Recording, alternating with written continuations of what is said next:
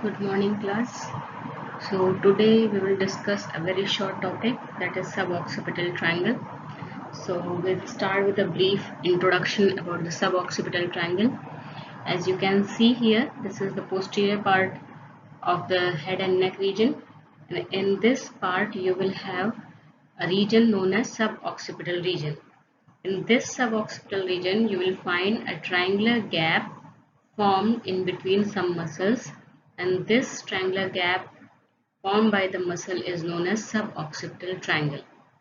So this is a triangular muscular space situated deep in the suboccipital region on each side of the midline and is bounded by the four suboccipital muscles. So in this image you can see this triangular gap over here. This is formed by certain muscle known as suboccipital muscle. So this triangular space formed in between the suboccipital muscle is known as suboccipital triangle. First of all, what is sub? As you can see here in this image, this line is your superior nuchal line. This is external occipital protuberance, and this one is external occipital crest. And from the midline of this external occipital crest, if we trace laterally, this curved bony ridge is known as inferior nuchal line. So, superiorly from this inferior nuchal line, inferiorly from the transverse process of the second cervical vertebra, and this whole margin, the external occipital crest, and this spine of the up to the spine of the second cervical spine, and laterally we go up to the mastoid. This area is known as suboccipital region. In this suboccipital region, you will find a triangular gap bound by these muscles, which is known as suboccipital triangle. This triangle in the suboccipital region is known as suboccipital triangle, and this triangle is very important for the neurosurgeons because they oftenly approach to the posterior cranial fossa for any surgery through this suboccipital triangle. Now, let's see what are the boundaries of this suboccipital triangle. As you can see here, this is the norma occipitalis. This is norma occipitalis part of the skull, and here you can see the first cervical vertebra. This is atlas, and this one is your second cervical vertebra, that is axis, and you can also see here the third cervical vertebra. So it is the posterior aspect of the skull and the part of the neck. So here you are seeing again, this is external occipital protuberance from here. This is your superior nuchal line, and inferiorly this bony crest is known as external occipital crest. From the midline of this bony ridge, external occipital crest, we have another line, and the line that is known as inferior nuchal line. So by this superior nuchal line and this inferior nuchal line, this whole of the occipital part or the norma occipitalis is divided into four regions. In these regions, certain muscles are inserted, which forms the boundary of this suboccipital triangle. We will take the boundary of this suboccipital triangle and see what are the muscle forming this suboccipital triangle. First of all, this is the medial part, this is the midline, the medial part, this is lateral side, this one is your superior side, and this is your inferior side. So this superior medial boundary is basically formed by this long muscle that is known as rectus capitis posterior major. This arises from the spine of the second cervical vertebra. It moves upward and laterally, and it gets inserted the area below this inferior nuchal line laterally. So this muscle, what you are seeing here, this is longer muscle that forms the superior medial boundary of the suboccipital triangle arising from the axis spinal process of axis vertebra and inserting on the area below this inferior nuchal line laterally. This muscle is rectus capitis posterior major, forming the superior middle boundary of this triangular area, that is suboccipital triangle. It is also assisted by a small muscle. The superior middle boundary is assisted by a small muscle that is known as rectus capitis posterior minor. This smaller muscle, what you are seeing here, is rectus capitis posterior minor, that is originating from this posterior arch of the atlas and going upward and laterally, and it is also inserting the area below this inferior nuchal line but more medially. It is medial to this rectus capitis posterior major muscle. So these two muscles, out of which the main is your rectus capitis posterior major, is forming the superior-medial boundary or the suboccipital triangle. Now here, this is the superior-lateral part. The superior-lateral boundary is formed by a muscle known as obliquus capitis superior. You can see here, this is muscle somewhat obliquely placed. So this muscle is forming the superior-lateral boundary known as obliquus capitis superior. This is originating from the transverse process of the first cervical vertebra and moving upward obliquely and getting inserted laterally in the area enclosed by the superior nuchal line and the inferior nuchal line. So in between the superior nuchal line and inferior nuchal line, you will find literally an attachment of the muscle known as superior obliquus or the obliquus capitis superior. Now the inferior boundary, as you can see here, the inferior boundary is formed by another muscle known as obliquus capitis inferior, that is originating from the spinous process of this axis vertebra and moving upward, forward, and it is moving laterally and getting inserted in the transverse process of this atlas vertebra. So these three muscles along with this small muscle, that is rectus capitis posterior minor, is forming the boundaries of this suboccipital triangle. So in this table, I have explained the origin, insertion and innervation of all this suboccipital muscle. So rectus capitis posterior major, as I have told you, that is originating from the spinous process of axis vertebra, and it is getting inserted on the lateral portion of the occipital bone below the inferior nuchal line, and then it is innervated. All the suboccipital muscles are innervated by the posterior ramus of the C1 spinal nerve, that is your suboccipital nerve, and it causes, if it contracts bilaterally, it will lead to the extension of the head, and if it is contracting unilaterally, then it will cause rotation of the face to the same side as the side of the muscle contraction. So next muscle is your rectus capitis posterior minor, this arising from the posterior tubercle of the atlas and getting inserted onto the medial portion of the occipital bone below the inferior nuchal line, and it is also supplied with the posterior ramus of the C1 spinal nerve, and its main function is extension of the head. The next muscle, I have told you that obliquus capitis superior, that was forming the superior lateral margin of the suboccipital triangle. It was arising from the transverse process of the atlas vertebra, getting inserted on the occipital bone between the superior and inferior nuchal line, and same supply, that is your posterior ramus of the C1 spinal nerve, and causes extension of the head and the flexion of the head. So next is your obliquus capitis inferior, that was originating from the spinous process of the axis vertebra, getting inserted on the transverse process of the atlas vertebra. This is also supplied. The nerve supply is same of all the suboccipital muscles, that is posterior ramus of the spinal nerve 1, and it causes rotation of the face to the same side. Moving on to the roof, how the roof of this suboccipital triangle is formed. So here in this image you can see this triangular gap is suboccipital triangle bounded by these muscles. So roof, as you can see here, first of all there will be the skin, the superficial fascia and the deep fascia. Actually the deep fascia is very tough of this region. So first of all we will have the dense fibrous tissue, then we will have these muscle from medial to lateral side, it is semi-spinalis capitis muscle, then splenius capitis muscle, and more laterally this green arrow is showing the longissimus capitis muscle.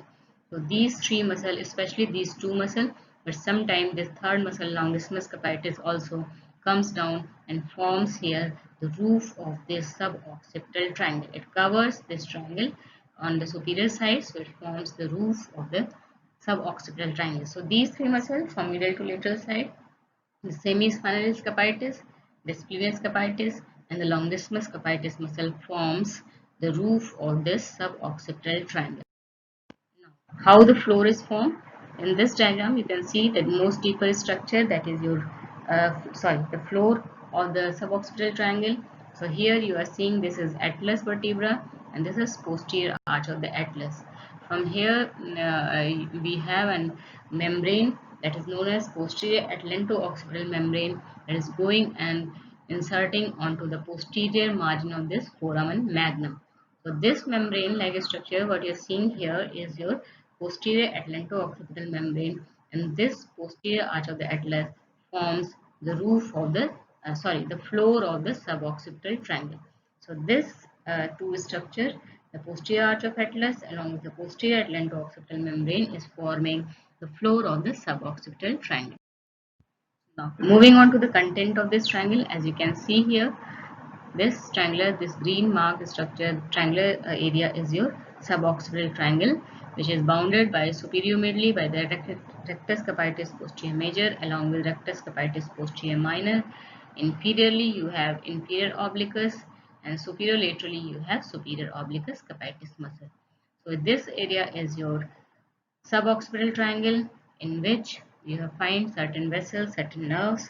So the main content of this suboccipital triangle is dorsal ramus of the first cervical vertebra, first cervical nerve, that is your suboccipital nerve. Then you will have greater occipital nerve.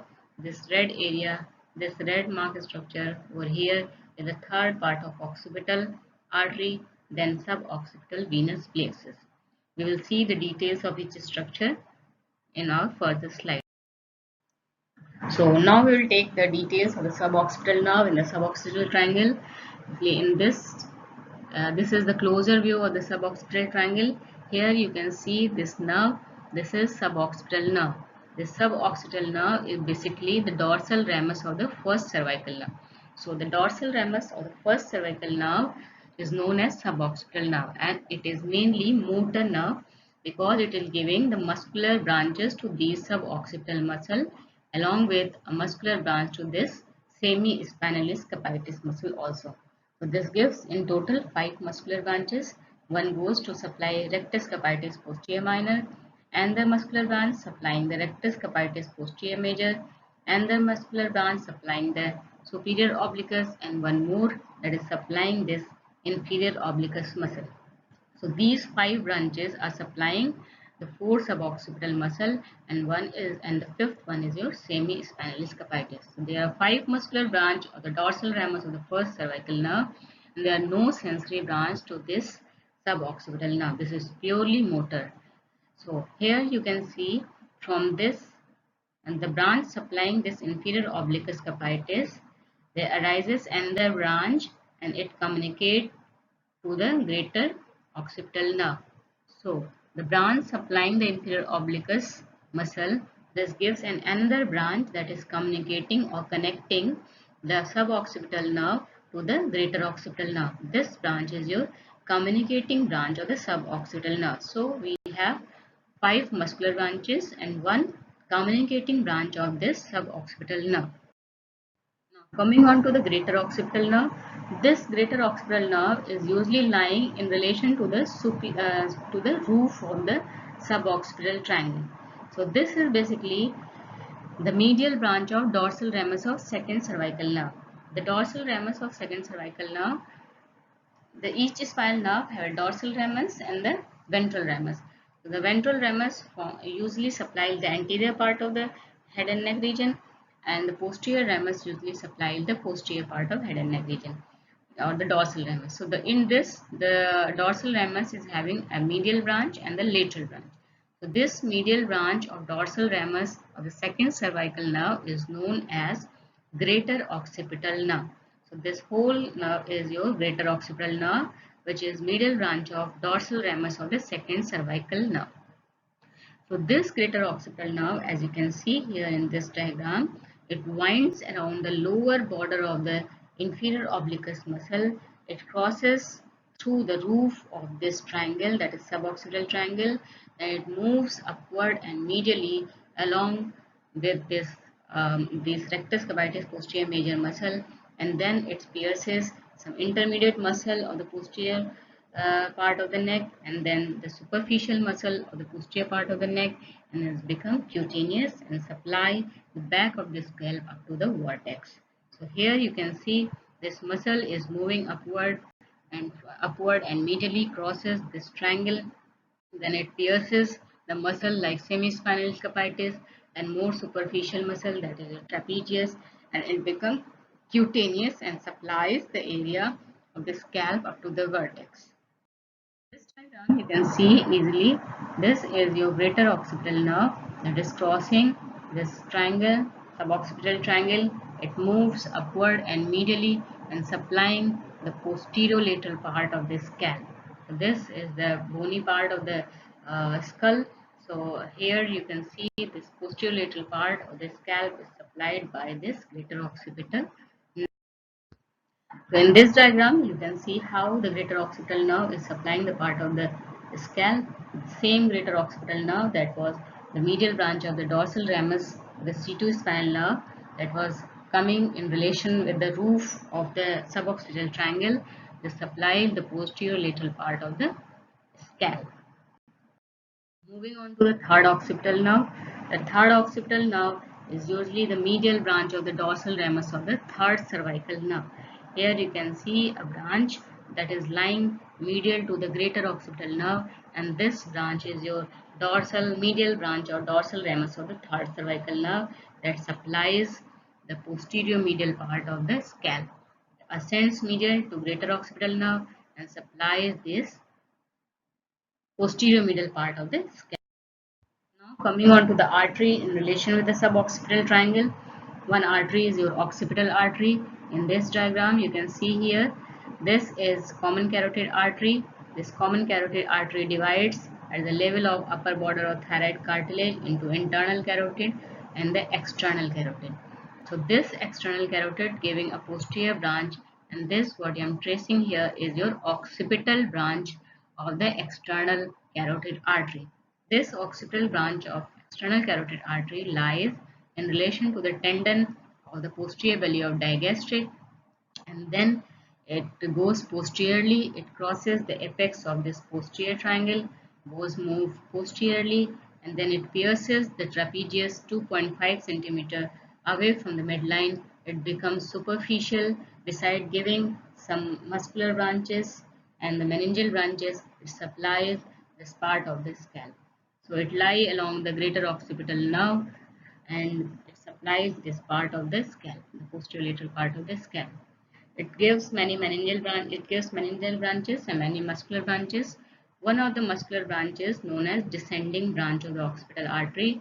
This is having two branches. One is your superficial branch of descending occipital artery. Second one is your deep part of the descending occipital artery. This superficial branch anastomosis with the transverse cervical artery, that is branch of the thyrocervical trunk of the subclavian artery. And the branch, that is your deep branch of the occipital artery, it anastomoses with vertebral or the deep cervical artery, which is branch of the costocervical trunk of the subclavian artery. So you can see here the occipital artery is indirectly anastomosing with the subclavian artery. So there is a formation of the collateral circulation. If anyhow, if we ligate this external carotid artery or there is any obstruction to the external carotid artery, the blood supply is not hampered because because of the formation of this collateral circulation between the occipital artery and the indirectly to the subclavian artery by these branches. So since there is collateral blood circulation, so if we ligate this external carotid artery, the blood supply do not hamper, and because of this collateral circulation. Moving on to this diagram is showing the occipital artery, which I have told you in previous slide. So this is occipital artery, branch of external carotid artery, lying deep to splenius capitis, and it moves. Usually it lies between this splenius capitis and semispinalis capitis. It moves upward and it lies lateral to this greater occipital nerve and supplies the part of the scalp. The next branch is your deep cervical artery, which is branch of costocervical trunk and which is again a branch of subclavian artery. So in this diagram, this number 8 is your subclavian artery. This subclavian artery gives a branch known as costocervical trunk, this costocervical trunk having a deep cervical artery. This deep cervical artery at the level of the neck or the first rib, then it moves backward in the neck and ascends deep to the semi-spinalis capitis. It lies between the semi-spinalis capitis and spinalis capitis, and finally anastomose with the descending branch of occipital artery that I have told you in the previous slides and forms a collateral circulation. So these all comes in relation to the suboccipital. Moving on to suboccipital plexus of vein. The suboccipital plexus of vein lying in this suboccipital triangle is usually a connection between the cutaneous veins and the cerebral veins. Or you can see it makes relation communication between the external cutaneous supply and the internal supply of the brain. So this suboccipital venous plexus drains in the muscular vein of neighboring muscle, occipital veins, internal vertebral venous plexus, condylar MS3 vein from sigmoid sinus, deep cervical vein, and finally it drains in the vertebral venous plexus.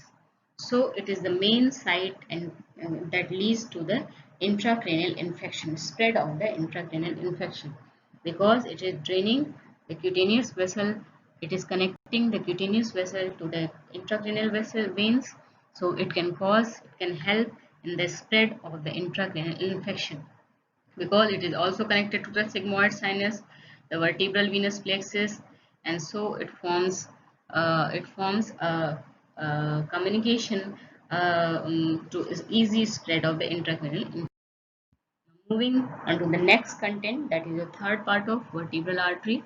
As you can see here in this triangular area, you have this part of the vertebral artery, and this part of vertebral artery is third part of vertebral artery lying in this suboccipital triangle. Usually what happens, this vertebral artery is having four part, so the third part of this vertebral artery is lying in this suboccipital triangle. So, from the foramen transversorum or the atlas vertebra, it moves backward and medially behind the lateral mass of the atlas. Then it pierces the posterior atlanto-occipital membrane and enters in the vertebral canal, and it goes inside the subarachnoid space, and from there it continues as a fourth part of the vertebra. In this diagram you can see here, this is your subclavian artery, this is the left subclavian artery, this is the right subclavian artery. From this subclavian artery you are seeing a branch over here. This whole length of branch is your vertebral artery. So this vertebral artery, it moves upward. First is traverse in the splenovertebral triangle. It does not pass through this foramen transversorum, that is your foramen transversorium of the seventh cervical vertebra. As you can see here, this is the first rib. So this will be your thoracic one vertebra. Above this thoracic one vertebra, you will find a vertebra, that is your vertebra prominens or the seventh cervical vertebra. This seventh cervical vertebra in its transverse process is having the foramen transversorium that does not does not give passage to this vertebral artery. So this vertebral artery goes into the foramen. It traverses the foramen of transversorium of six cervical vertebrae, then fifth, fourth, third, second, and then it goes in the foramen transversorium of the first cervical vertebrae, that is your atlas. From here it winds backward and medially along the groove below the lateral mass of the atlas vertebra. Then it pierces the posterior atlanto-occipital membrane and goes inside the vertebral canal.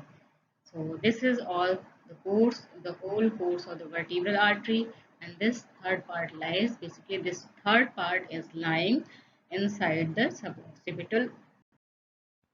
So it will be more clear in this diagram. This is the posterior lateral view. This is your atlas vertebra. This is posterior arch of atlas vertebra. This is the foramen transversorium of the atlas vertebra. From here, this vertebral artery is moving medially and backward. Then it pierces the atlanto-occipital membrane over here and becomes the fourth part of the vertebral artery. So only this part what you're seeing here is your third part of vertebral artery that is lying inside the suboccipital. Now, what is the applied anatomy of the suboccipital triangle? One, I have told you that it is very important for the neurosurgeon to approach any posterior cranial fossa surgery. So, usually neurosurgeons approach to any posterior cranial fossa surgery through this suboccipital triangle. The second most important applied aspect of this triangle or the suboccipital triangle is cisternal puncture. Usually what happens, we collect the CSF, the cerebrospinal fluid, for the diagnostic and therapeutic purpose, and usually we do it from the lumbar puncture. We do it from the lumbar region, but sometimes it is, if it is difficult to take sample, to take CSF from the lumbar region, so we perform the cisternal puncture. In this, we move the needle in the suboccipital region just above the spine of the axis vertebra. We move the needle forward in the along with the line, imaginary line that is drawn from the nasion to this external auditory meatus. Through this imaginary line, we pass the needle and we do not poke it deep inside because the medulla is here. So we have to poke the needle inside such that when we feel a give way feeling, then we have reached in the subarachnoid space. So this subarachnoid space, which is situated between the cerebellum and the medulla oblongata, this is quite dilated. This is a large cistern that is forming between the cerebellum and the medulla. This large cistern is known as cerebellomedullary cistern. From this cistern, we take out the CSF. So this cistern, which is lying between the cerebellum and the medulla, is known as sub sorry cerebellomedullary cistern, and from this cistern we take out the CSF and send it to the laboratory for the diagnostic purpose. So this is the second and most important applied aspect of the suboccipital triangle. We do not poke the needle very deep inside because the medulla is situated at this plane. So there will be chances of injuring this medulla, and this will be very life threatening. As you know, this is the vital center for the respiratory and the cardiac activity. So you have to take utmost care while doing the cisternal puncture. So now we have some question you have to identify these muscle. This medial muscle is your semi-spinalis capitis forming the roof of the suboccipital triangle. This muscle what you're seeing here is the superior obliquus capitis forming the superior-lateral boundary of the suboccipital triangle. This red arrow is showing the vertebral artery, third part of vertebral artery. This is your inferior obliquus capitis. Then you have this vertebral artery. This muscle more laterally is longissimus capitis. This muscle is going, this is your nerve, longissimus capitis. This nerve, what I have pointed over here, this nerve is your suboccipital nerve because it is giving various muscular branches to the suboccipital muscles. This muscle, which is more laterally, is your rectus capitis posterior major, and medially you have rectus capitis posterior minor muscle. So this is all about the suboccipital triangle. What you have to remember, the boundaries and the contents, and basically the nerve root of these nerves lying in the suboccipital triangle, also the third part of the vertebral artery, and of course the whole course of vertebral artery is very important. It is often asked in your vivas, in your short notes. So this is all about the suboccipital triangle. Thank you.